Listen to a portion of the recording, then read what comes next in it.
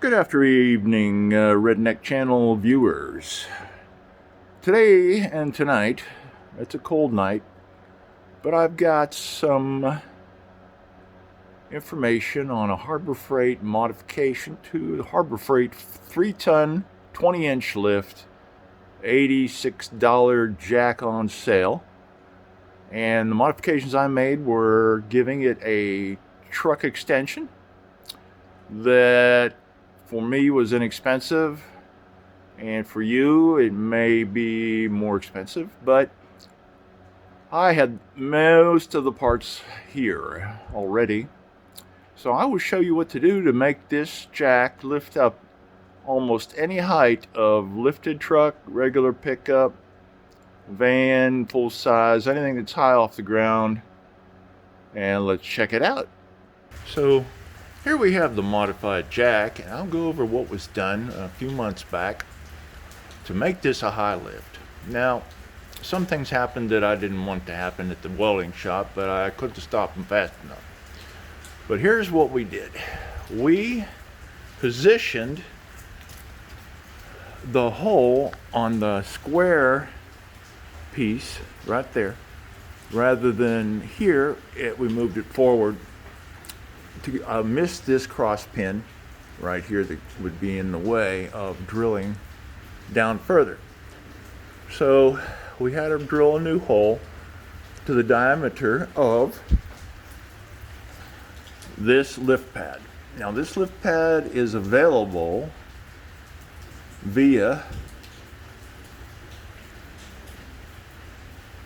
I'll get back to you on the name because I completely forgot all of a sudden. But this lift pad has a circle bottom, of course, and what I did is we ended up taking the smallest extension and welding it to another saddle that I had from another Harbor Freight jack, because I put the cross piece on the other jack and it had an extra saddle. Now I'm going to get a mirror and show you the underside.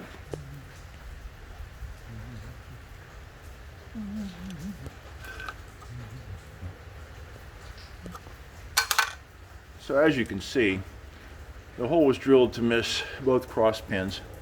Now what I wanted to do is only weld this saddle alone and onto the square bottom, and then I would have a regular jack with a hole in the middle that I could put any extension piece. Well, I brought this small piece down, a small adapter, truck adapter down there, and they welded it up when I wasn't looking, so we just left it, and I ordered another one for my lift.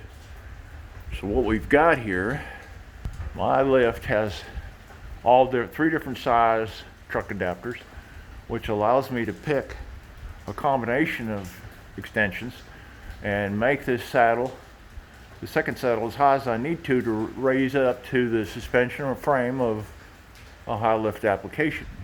Now, even though, since we welded everything together, both the saddle on the bottom to the square plate and the small truck adapter to the top of the saddle, that actually made it a little stronger.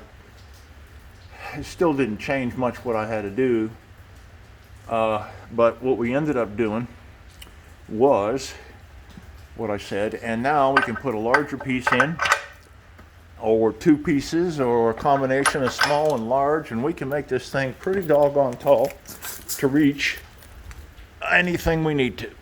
Put the jack saddle on there. Now the jack saddle's been modified too.